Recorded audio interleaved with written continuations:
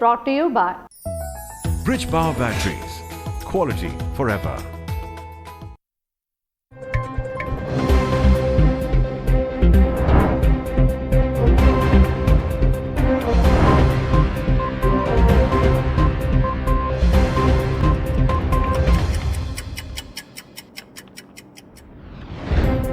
Welcome to Time News Studios.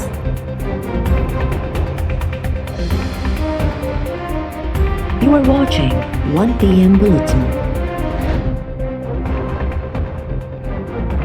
Sindh में corona जो फैलाव रोकण जे लाइ सूमर खां तालीमी इदारा ऐं दरगाहूं बंदि करण जो फ़ैसिलो। शादी हॉल्स ऐं ॿियनि तक़रीबुनि ते पाबंदी। वॾे वज़ीर मुराद अली शाह जी सदारत हेठि कोरोना टास्क फोर्स जे इजलास दौरान अहम फ़ैसिला। सूमर खां शॉपिंग मॉल्स ऐं मार्केट्स सुबुह 6 खां शाम 6 वॻे ताईं खोलिया वेंदा। जुमे ऐं आचर ते मार्केट्स बंदि रहंदियूं। तालीमी इदारनि में सालियाना इम्तिहान शेड्यूल तहत थींदा। सरकारी ऐं निजी ऑफिसिस में 50% अमलो हूंदो। सूमर खां रेस्टोरेंट्स में इंडोर ऐं आउटडोर डाइनिंग ते पाबंदी। टेक अवे जी इजाज़त ॾिनी वई।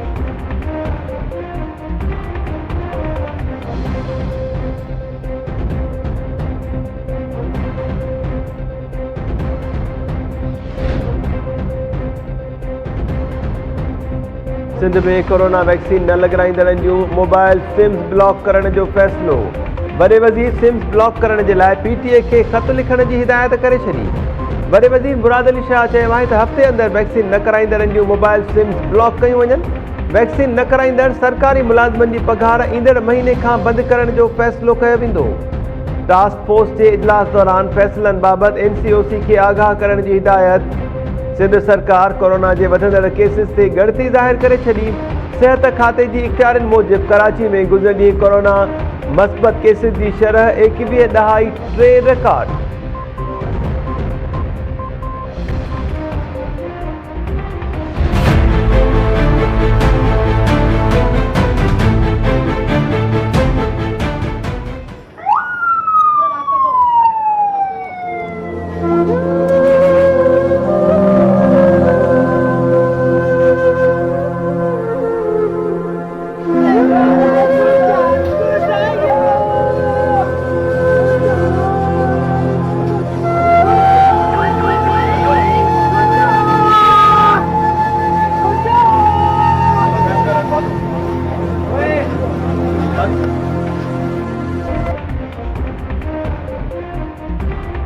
हैदराबाद में ट्रांसफार्मर के बाहि लॻण वारे वाक़े में सड़ी पोथलनि जो अंगु 5 थी वियो। वधीक 3 ज़ख़्मी अस्पताल में दम ॾेई छॾियो। पोथनि में शुजात, ताबिश, वकास ऐं सजाद शामिल। 10 ज़ख़्मियुनि जो मुख़्तलिफ़ अस्पतालनि में इलाज जारी। पुलिस जो चवणु आहे त लतीफ़ाबाद में मस्जिद वटि ख़राब थियल ट्रांसफार्मर खे मरम्मत बाद ॿीहर हलायो वियो त ओचितो धमाको थियो। धमाके बाद ट्रांसफार्मर खे बाहि वकोड़े वई ऐं टहकंदड़ तेल शहरनि मथां किरी पियो। वाक़े में हेस्को जे 2 लाइनमैन सूधो 17 ॼणा ज़ख़्मी थिया हुआ।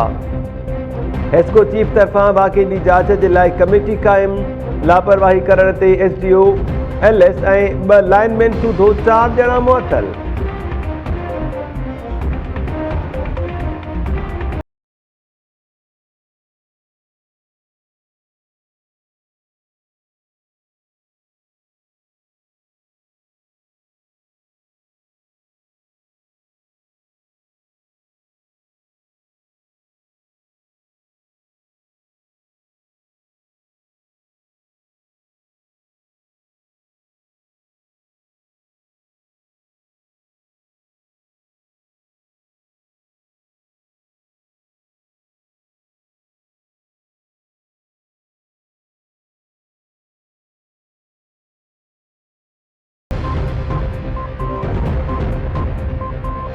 बांधी भरिसां अफ़सोसनाक वाक़ियो। ॻोठ अब्दुल ख़ालिक में शादीअ जी तक़रीब दौरान गुम थियल नींगरीअ जो बाहीअ मां लाश हथे। पुलिस 6 वरनि जी सिंधिया भील जो लाश पोस्टमार्टम जे लाइ अस्पताल मुंतक़िल करे छॾियो।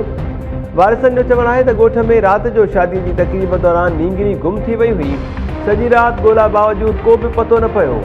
सुबुह जो कमंद जे फसल में वाहीअ मां लाश हथायो। सिंधिया के घुटा ॾेई क़तल करण बाद लाश वाहीअ में उछलियो वियो। पुलिस एक जवाबदार के गिरफ्तार करे वरितो।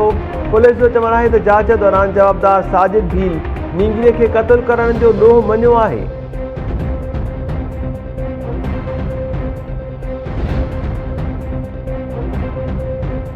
उबावड़ो ऐं रावती मां हिक ई राति अगवा जूं 2 वारदातूं। धाड़ियल खीर विकिरो कंदड़ पोरहत ऐं पाणीअ जे वारे ते वियल नौजवान खे अगवा करे विया।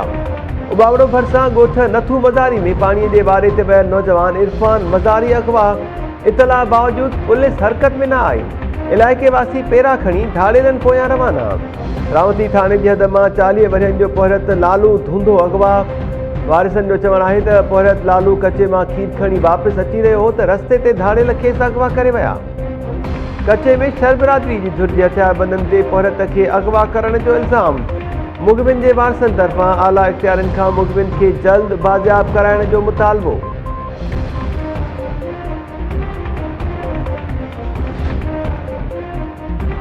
लाड़काणो अचां थो, फूल प्रूफ सिक्योरिटी ॾियो। गवर्नर इमरान इस्माइल लाड़काणो जे दौरे लाइ फूल प्रूफ सिक्योरिटी घुरी वरिती। गवर्नर हाउस तरफ़ां लाड़काणो ऐं सखर जे कमिश्नर्स ऐं DIGs खे लेटर जारी। लेटर में गवर्नर खे लाड़काणो जे दौरे दौरान बुलेट प्रूफ गाॾी ॾियण जी हिदायत। गवर्नर इमरान इस्माइल अॼु मीरपुर भुटो पहुची रहियो आहे। गवर्नर सीनियर सियासतदान मुमताज़ भुटो जे लाॾाणे ते पोयरनि सां ताज़ियत कंदो।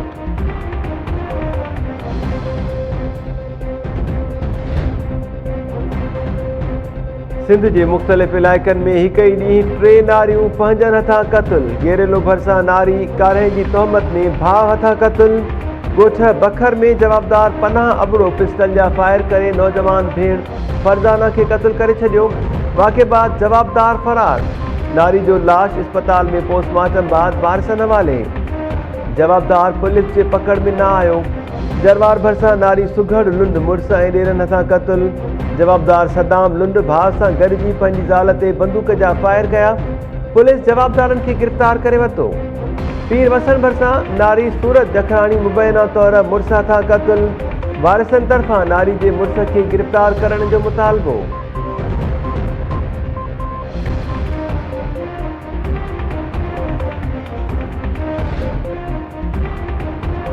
पोर्ट ऐं शिपिंग जे वफ़ाक़ी वज़ीर अली ज़ैदी चयो आहे त कराचीअ जे समुंड में फाथल बहरी जहाज़ KPT में दाख़िल नाहे थियो। जहाज़ अमले जी तब्दीलीअ जे लाइ पाकिस्तान जी सामूंडी हदुनि में दाख़िल थियो। जहाज़ जी इंजन ख़राब हुई। बहरी जहाज़ ख़राब मौसम जे करे घटि पाणीअ में फासी पियो। पाकिस्तान पनामा इख़्तियारनि सां राब्तो करे वरितो आहे।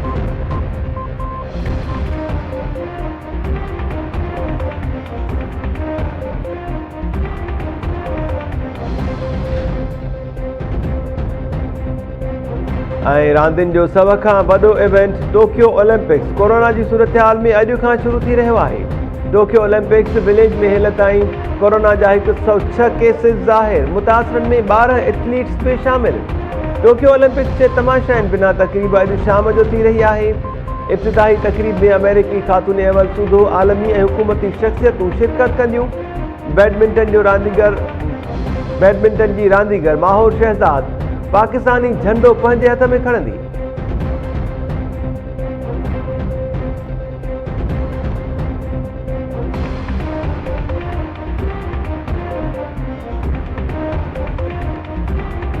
अस्सलाम वालेकुम नाज़रीन, टाइम न्यूज़ में तव्हांखे वरी चऊं था। मां आहियां महताब अली नूर ऐं तव्हां ॾिसूं बुलेटिन सां गॾु हाज़िर थियूं था शॉर्ट ब्रेक।